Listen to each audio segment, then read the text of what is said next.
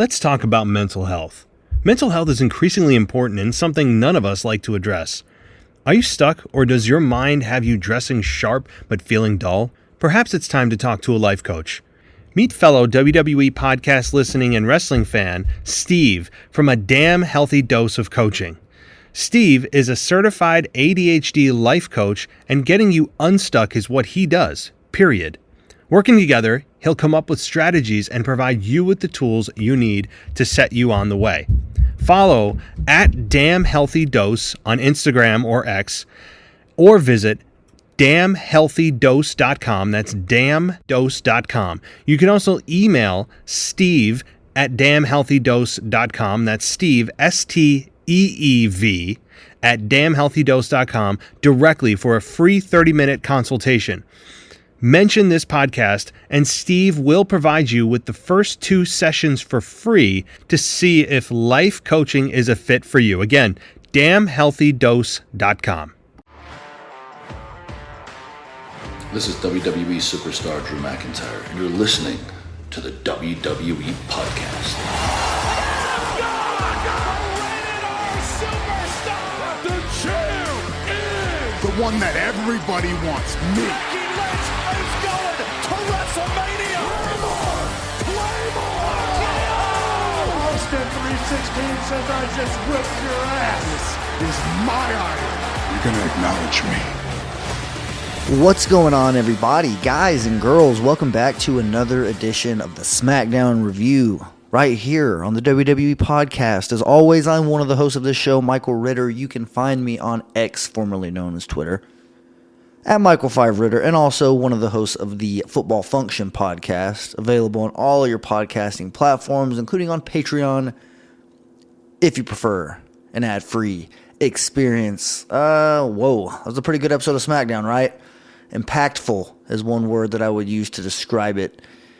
Not a whole lot of segments. Like, it wasn't just packed full of like 6-7 different segments with backstage interviews and video packages galore, things like that. It was more so focused on the segments that were on the show, giving them depth. So I really appreciated that. The segments that, took place from start to finish, I felt like all meant something, especially the start and obviously the finish, which is typically how the shows go. So just an all-around good episode of SmackDown, and obviously this episode of SmackDown took place on November 10th, 2023 from the Nationwide Arena in Columbus, Ohio. Shout out to DJ Kuzmo for the location breakdown. So let's get into it, right? Now, this episode's coming on Saturday afternoon. Had to work, so my work schedule once again interfering with this. But I've noticed that this is kind of becoming a trend, right? This is kind of becoming one of the, I guess, more normal things to happen here lately with my schedule. So here's what we're going to do. I am going to try to make it up to you guys for having a little bit of a later show, at least that I record, by giving you a little bit of bonus content at the end of the episode. If you're a loyal listener, then you're very familiar with what we used to call Top 5 Fridays here on the SmackDown Review. Now, obviously, it's not Friday. I'm recording this on Saturday. So, how about we do something somewhat like a Stack 'em Up Saturday? Pretty much the exact same concept.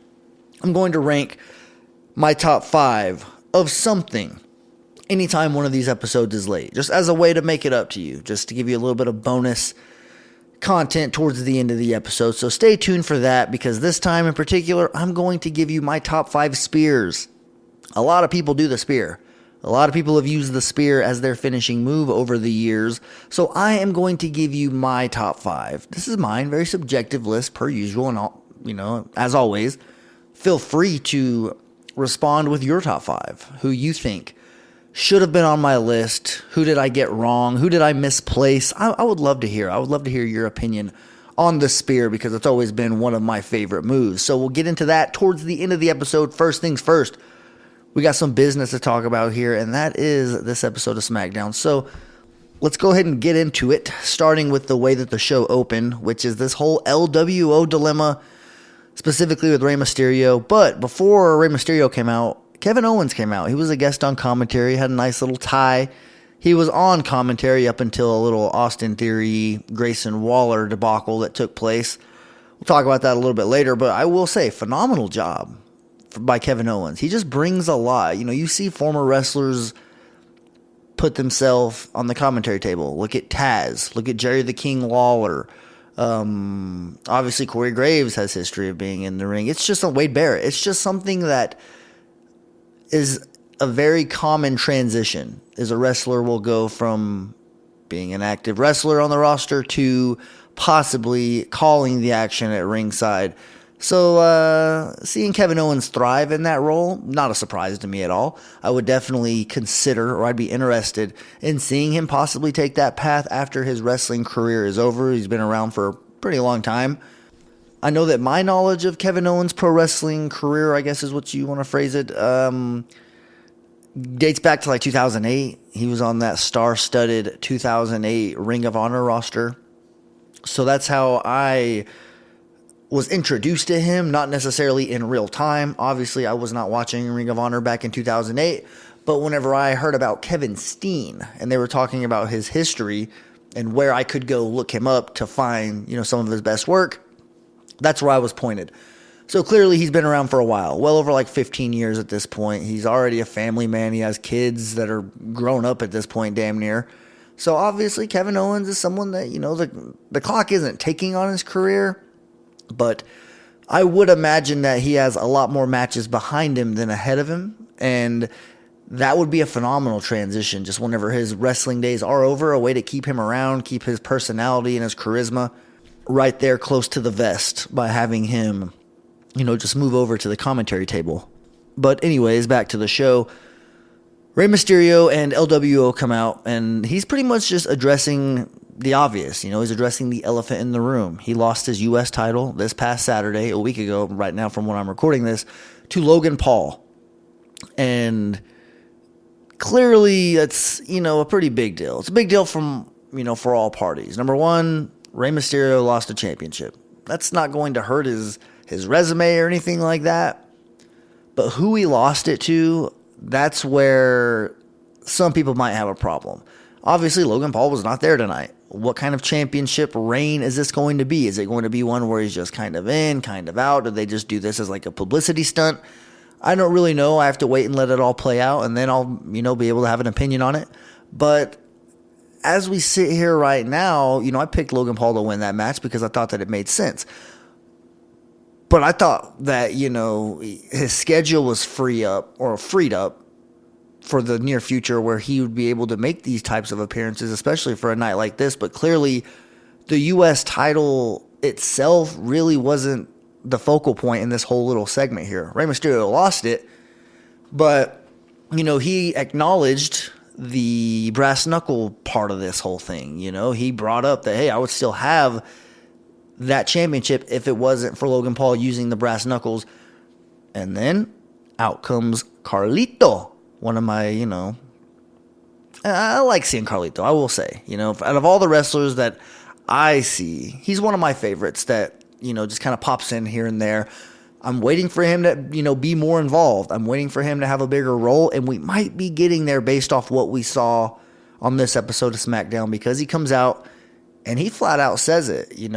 Every now and then there's those situations where you kind of want to call somebody out. That they need to be called out, and it would pretty much just serve everybody involved. It would do them justice just to, point out something, and that's exactly what Carlito does here by telling Rey Mysterio that he's pretty much blaming the wrong person. Like, look, Logan Paul didn't pull those brass knuckles out of his boot himself. KSI wasn't out there dressed up as a Prime bottle and slid this to him. It was 100% someone who you wouldn't expect. You should be looking and blaming Santos Escobar.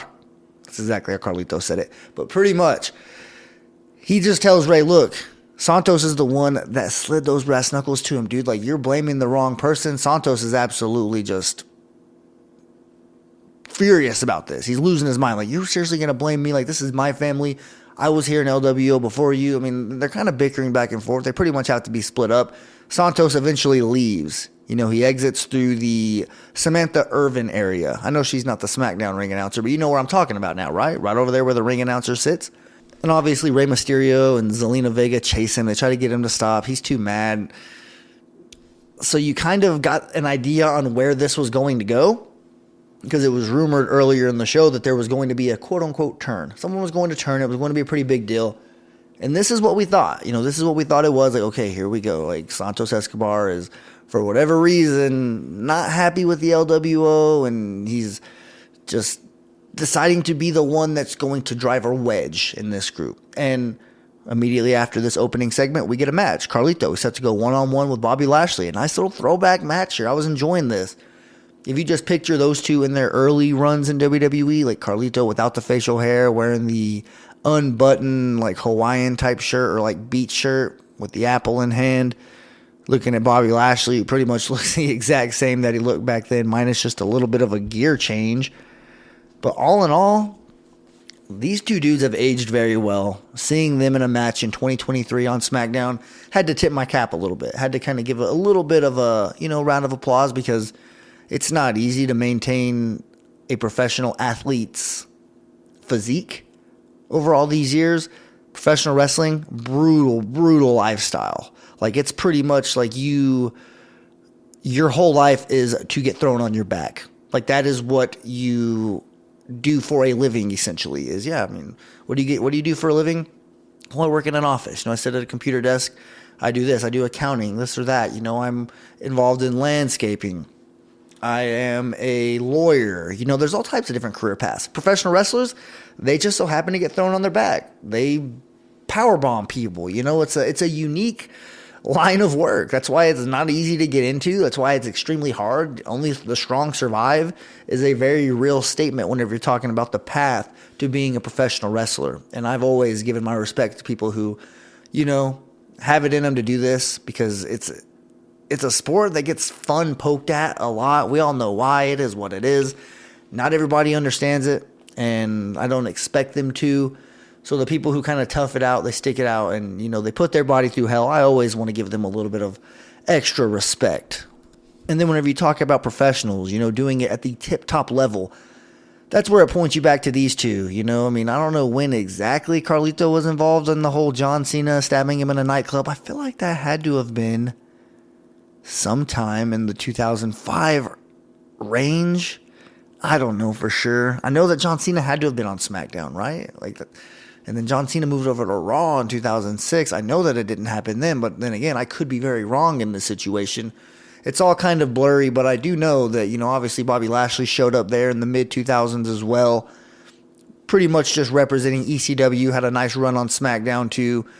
Bobby Lashley had potential. I don't really know exactly who I would compare him to in terms of athletes, from other sports, who just kind of came in, they dominated, they took a little bit of time off, they came back, next thing you know, bam, they have a whole second chapter of their career, and it ends up being phenomenal. Maybe Michael Vick?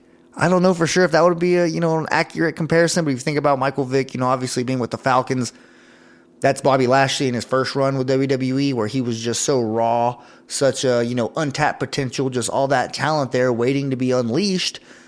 And then obviously Bobby Lashley leaves the WWE. Michael Vick goes to prison. A little bit of a different comparison. That's where the comparisons kind of stop right there. But they kind of pick back up whenever you think about Michael Vick eventually had a resurrected career with the Philadelphia Eagles, where he mastered his ability to throw the football.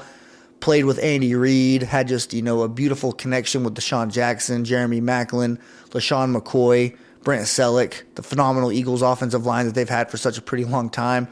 You look at Bobby Lashley. Now he's back, has the Street Profits. He was doing his thing with the Hurt Business. Bobby Lashley's had a nice second run here in the WWE. It's been 4 years now or something like that. It's been a pretty long time, and I'm just not eager to see him take any time off. I'll just say that. I think Bobby Lashley's kind of hitting a stride again here, and comparing him to Michael Vick is a pretty accurate comparison. I'm glad I was able to nail one there, or I feel like I nailed it. You might think I'm a little bit off. Give me your opinion. I want to know. If you feel like I could have, had a different layup there with another athlete comparison for Bobby Lashley, definitely let me know, because I'm into that type of thing. But anyways, Bobby Lashley wins this match with Carlito. And after the match is over, you already know, his boys, the Street Profits and himself, they start putting a beat down on Carlito. It's their new thing. They beat people up after the match. We see BFAB backstage watching on a Jumbotron or just a television screen. But that's just kind of, teasing that she's going to be joining the group soon. I thought she might go out, but Zelina Vega left to go chase Santos Escobar.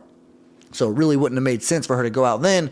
But the fact that they showed her, they gave her some airtime, they acknowledged her, it just lets you know that it's happening. So be prepared for, an inevitable BFAB joining whatever this group is called. I hope they get a name. I want to continue to call them the Street Profits, but I can't just say Bobby Lashley and the Street Profits. Like, no, this isn't a band. This isn't Casey and the Sunshine Band. This isn't Hootie and the Blowfish. We need a solid faction name for this group. And I do believe it will come in due time. Let's see. Let's move on to another little part of the show. Not a lot of segments, like I mentioned to begin, so we're going to kind of just talk about the next thing that pops up here. Dragon Lee defeated Cedric Alexander, speaking of the Hurt Business, via pinfall. DDT was the move that he used. It does look like Dragon Lee starting to get a little bit more exposure, just in terms of matches. This is 2 out of 3 weeks or something like that. He's getting more and more TV time. It does seem like maybe SmackDown has a plan for him. That's where, the Cruiserweight Championship is this still a thing on NXT? I honestly don't know. I don't watch NXT, so I'm not 100% sure. It kind of confused me why they brought it down to NXT in the first place. But the Cruiserweight Championship has a spot on the main roster because it's for that lower card. The guys that when are they going to get an opportunity to go after Roman Reigns championship? When are they going to be able to go after Gunther? Or now Logan Paul as the mid-card champions, So the people like Cedric Alexander, like Dragon Lee, Akira Tozawa, people from, even the Monday Night Raw side of things. Like the Cruiserweight Championship used to have meaning. It really did. Rey Mysterio really brought some credibility to that championship back in his heyday whenever he was the champion. Obviously, Chavo had it. Billy Kidman had it. There were several different wrestlers that kind of, rotated. I remember Jamie Noble. He had that championship from several times, and the storylines were interesting. Spike Dudley even got his hands on that bad boy. See, there's the fact that I can just name about 5 or 6 off the top of my head just tells me that they're misusing an entire weight class right now. Like, look at, you're telling me that Johnny Gargano wouldn't be a phenomenal Cruiserweight champion, and you could actually have, his cult following, all the fans that love Johnny Wrestling, they would probably have some interest in the Cruiserweight Championship. So that's just something I kind of want to plant a seed there. We'll see if the Cruiserweight Championship is being utilized in the NXT division. Is Becky Lynch not going back and forth? Is she not kind of appearing on both? I don't know. I know I'm kind of contradicting myself because you guys all know how much I value the brand split. But I'm just saying that Cruiserweight Championship is a SmackDown Championship. It started off in the Ruthless Aggression era as a SmackDown Championship. Let's bring it back. Let's just go ahead and have a little reunion there. The roster's there for this championship to thrive. That's all I'm going to say there about that. But you guys all get where I'm going. I wouldn't mind seeing a Cruiserweight division actually get some vocal point and, don't turn the ropes purple. Let's not have the Cruiserweight Classic or anything like that where we try to make it more than what it is. I was never a fan of that. Whenever, they tried to make the Cruiserweight division, like back whenever it was Enzo Amore, Neville was in it, TJ Perkins, there were so many others. I think Cedric Alexander might have been too. Mustafa Ali, Tony Nese. There were quite a bit back in that 2016, 2017 range when the Cruiserweight Championship was initially brought back, and I just feel like they kind of dropped the ball. The execution, I get the plan, right? They wanted to make it feel good. They wanted to make it feel important. But I feel like whenever you would change the ropes and make it just seem like it was something different. And that's the main thing, different. Not everybody likes different. If you just bring the cruiserweight wrestlers out and make it seem like, yeah, this is part of Monday Night Raw. This is just part of the show here.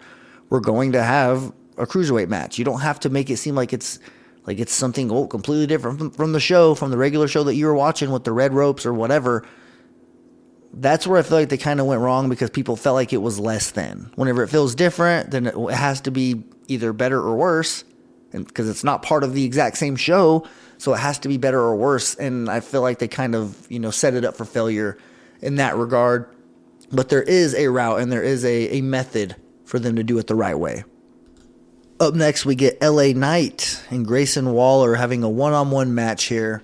And this is obviously where the Kevin Owens on commentary was really entertaining, and just because of the history that he already has, the quick history that he has with Grayson Waller in his short time being on SmackDown.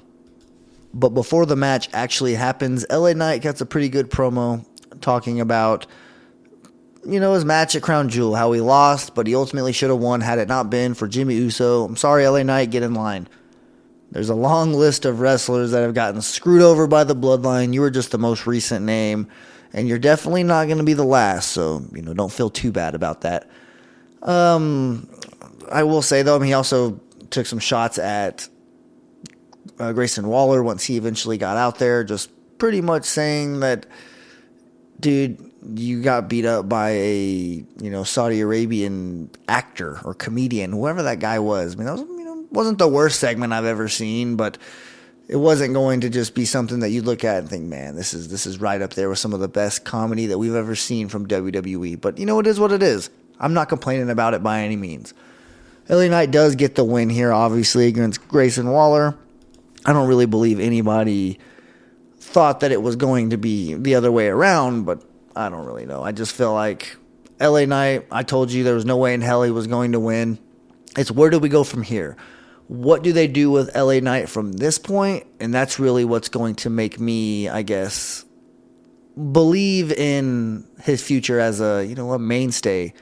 Crowd's going to get tired of chanting his name and buying his merch if WWE doesn't do the right thing with him. Obviously, as many times as they bring him out, anytime you hear that music hit, the crowd's going to pop. But his merch sales have to be through the roof right now. Like, I imagine that he'll probably, bring that up in one of his promos if he hasn't already. But he doesn't seem like the kind of guy that really smells the roses or likes to, pat himself on the back from that type of perspective. Now, don't get me wrong. LA Knight will tell you he's the best thing since sliced bread, and that's just a fact of life. But he will also not just say, hey, there's fans everywhere here that have my shirt on. There's just all these kids everywhere that are chanting, yeah. It's one of those things where I feel like LA Knight is pretty humble. Now, behind the scenes, backstage, he might be soaking it all up and just saying, oh my God, this is so awesome. But for the most part, it does have a little bit of, I've been here before, or I'm not surprised by this type of vibe. So that's not easy to do.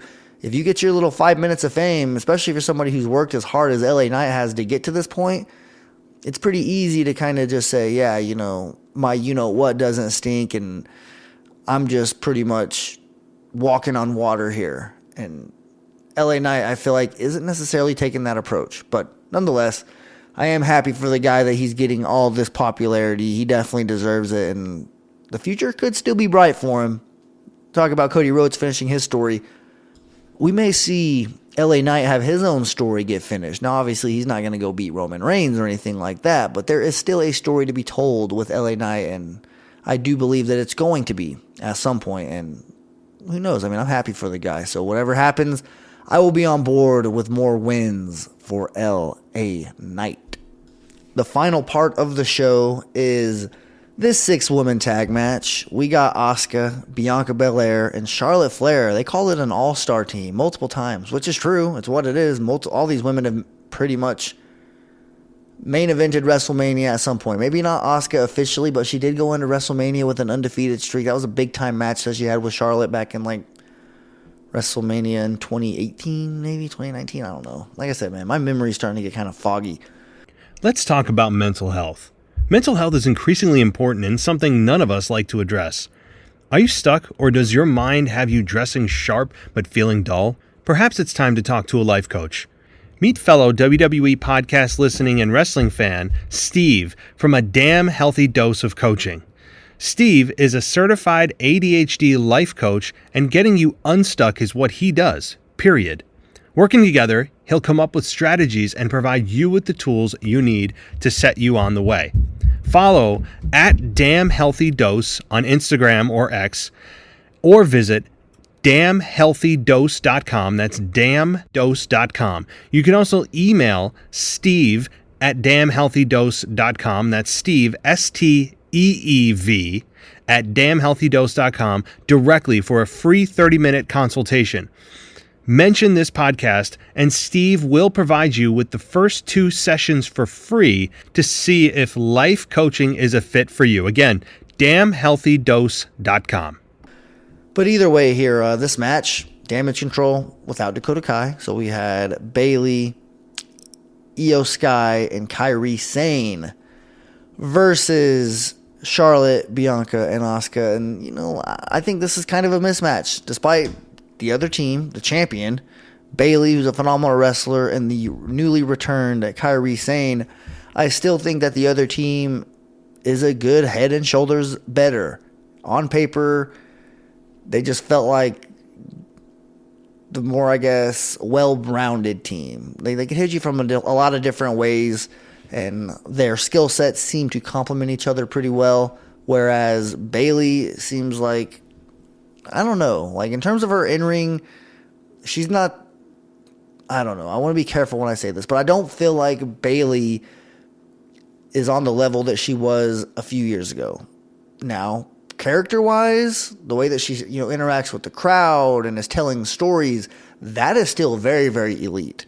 But at one point, I feel like, babyface Bayley, she was known for her in-ring. She was one of the best women's wrestlers that was on the roster. I feel like things have kind of changed over the past few years, and she's kind of slowly transitioned into, this new role and this new chapter of her career.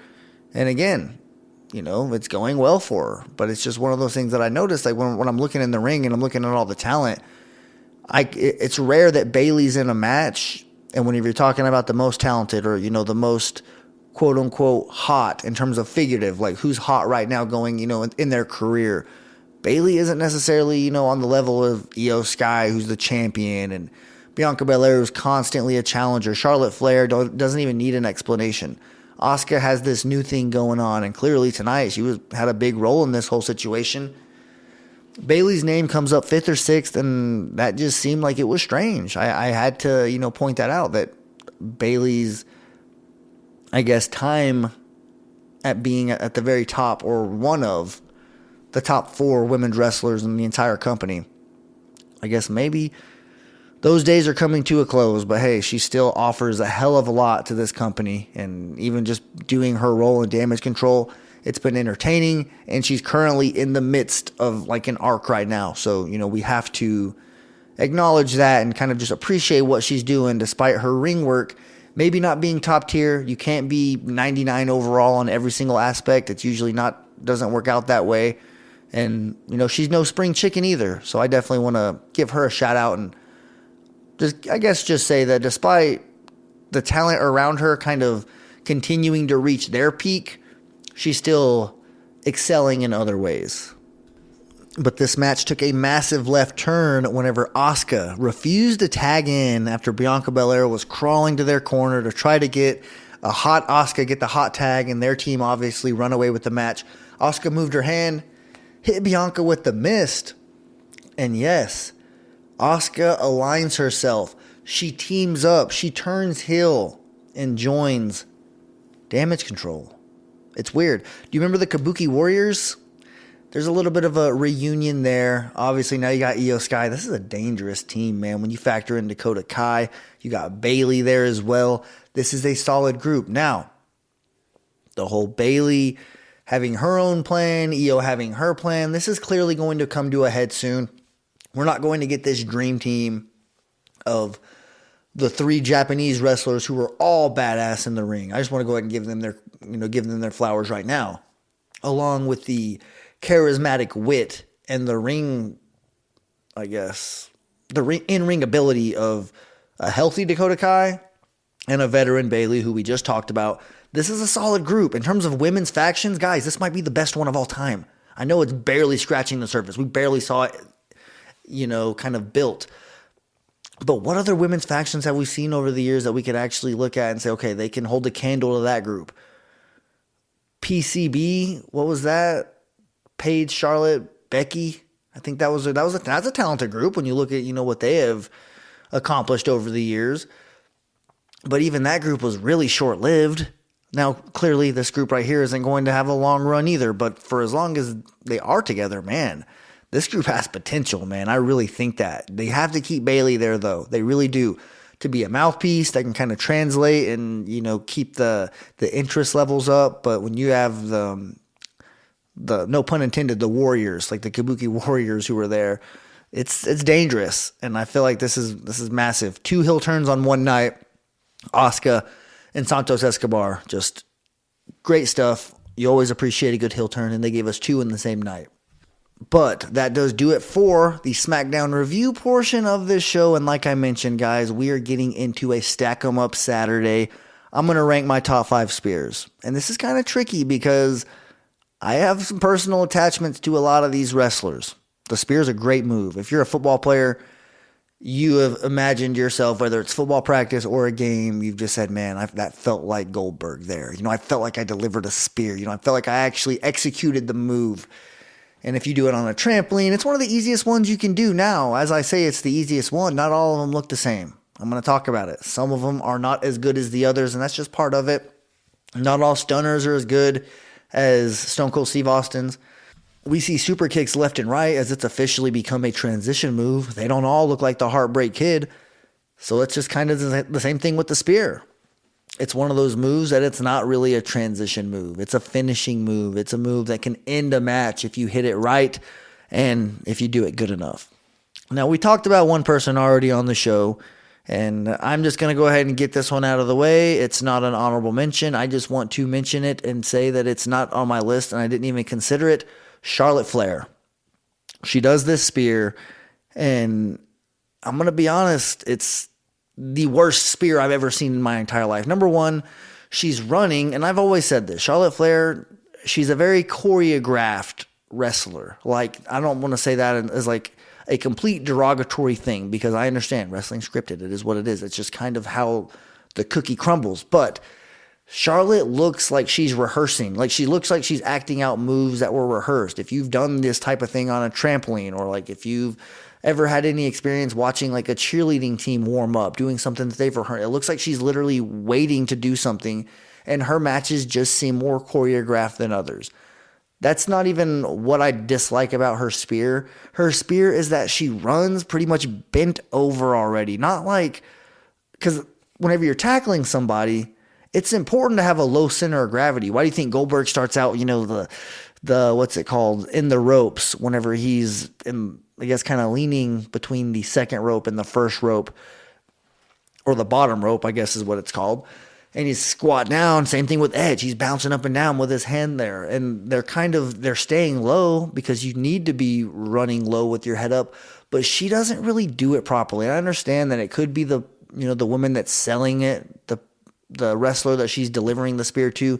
A lot of things probably factor into the equation, but still, it doesn't even pass the eye test. I've never once seen a Charlotte spear and thought, oh, man, she almost cut that lady in half. And she even gets extremely fired up afterwards. She gets up, she screams, does her own little version of, Roman Reigns. But I had to get her out of the way because, I didn't even consider it. I've always had an issue with her spear. I wish that it was done right. And, I'm sure that someone can come along the way and, master it as a women's wrestler. But number 5, guys, this one might not sit well with some of you. Some of you might be like, what? Are you kidding me? But at number 5, I'm putting Edge. And at one point in his career, I feel like Edge had a good spear. It looked good. I feel like I bought it, I guess is what a way to put it. But here lately, and it could be because of his neck injury, it is what it is. That's just, something that he has to deal with. And it's just a circumstance. But It doesn't change the fact that his spear is pretty much just like an over-exaggerated hug. He runs up to him, pretty much hugs him, falls on his knees. There is no, hardcore, damn, he just absolutely killed that person. I don't know. That's just my personal opinion. I feel like, had I made this list back in 2006, yeah, obviously Edge is probably going to be a lot higher. But for the past 3 to 4 years, I've seen Edge's spears and they've been very underwhelming, and it's just, they don't hit the same as what they once did. I'm always going to be a fan. That's why I did put it on the top 5. But I just feel like whenever you compare it to some of the other spears that are delivered, I don't think that it is quite at the top. Number 4, Bobby Lashley. I do think his is better than Edge's. It's a little bit more believable. He is someone that whenever you see them spear someone, you think, okay, that looks like it hurt, like a son of a you-know-what. So Bobby Lashley, I do feel like edges out Edge, no pun intended, whenever you talk about their spear. And I know that's not going to be the popular opinion, but that's just how I view it whenever I look at the spear. I do think Lashley's is a little bit better. Number 3, I'm going with Braun Breaker, guys. I think that this is someone who has mastered the spear. It's a great move. It looks great whenever he does it. It looks like, man, if I got a spear from him, I would be sore for a week. I don't know. I don't necessarily know if that would be the case with Edge. Bobby Lashley, yeah, he's a really strong dude. It would probably hurt like hell. But with Braun Breaker, I feel like he would knock you out of your shoes. He could bruise a rib at the very least. And, he's been the face of NXT. And I actually just recently got his action figure part of my collection on my shelf. So I do believe that top 3, I got to give it to him. I think he does do the spear just as good as damn near anybody. And he is a legacy wrestler. Like, he's from a generation of professional wrestlers. So I think that he does have a bright future, and he's going to make that spear look damn good over the course of the rest of his career. Number 2, I went with Roman Reigns. Another one that could be unpopular, but it is what it is. I've seen him do it pretty impressive ways. He jumps up, he times it very perfect. It's not an easy thing to do the way that he does it. It is different than any other spear. I will say I could do without the ooh, ah, that he does before. That's almost like stomping up, pumping up the band or whatever Shawn Michaels does. It's like counting down the Claymore for Drew McIntyre. It just seems like it's letting your opponent know every time Roman Reigns does the spear, especially in his babyface era, whenever he would lose big-time matches for the championship and things like that, I would get pissed. I'm like, dude, stop freaking letting them know when you're about to hit him with the spear. But I have seen him do it, pretty creative ways as well, like I mentioned. So I had to give him the top 2 spot. But number 1, guys, it's no secret. And this is where some of you might tune me out. But guys, you got to give credit where it's due. The one thing that Goldberg does well that you cannot argue with is spear people. People say he's not a good wrestler. He only does 2 moves. Well, guess what? One of the 2 moves that he does is a spear, and he's done it pretty damn good for his entire career. Even late in his career, he delivered some pretty good spears. But you want to talk about the 90s, like Goldberg in his heyday in WCW, there's not a better spear out there. I promise you, there's just not. You can go watch a highlight reel of him just killing people, massive people, The Big Show, Brock Lesnar, Mark Henry. The list goes on and on. Goldberg, in his prime, has by far the best spear of all time. And that's just, I feel like obviously it is subjective, but I'm pretty confident in that one. You could flirt and move around all the other 4, and you might be able to include someone that got left out, but I feel pretty confident, and I will pound the table for Goldberg having the best spear of all time. So there you guys have it. Stack them up Saturday. I'm going to try to deliver these anytime that the episode is late, and I have to record a little bit late as an apology to you guys, and also just a little treat for those of you who are loyal listeners to the SmackDown review. And also, if you're a loyal listener to the SmackDown review, become a good friend of mine by being a loyal listener over at the Football Function podcast. Shout out to DJ Kuzmo, who obviously always comes in clutch for both of my shows. Definitely does not go unnoticed. Shout out to Grim Reefer, who's done his thing. He actually recorded an episode for the Football Function, the Reefer Report. He covered the game, the overseas game in Germany.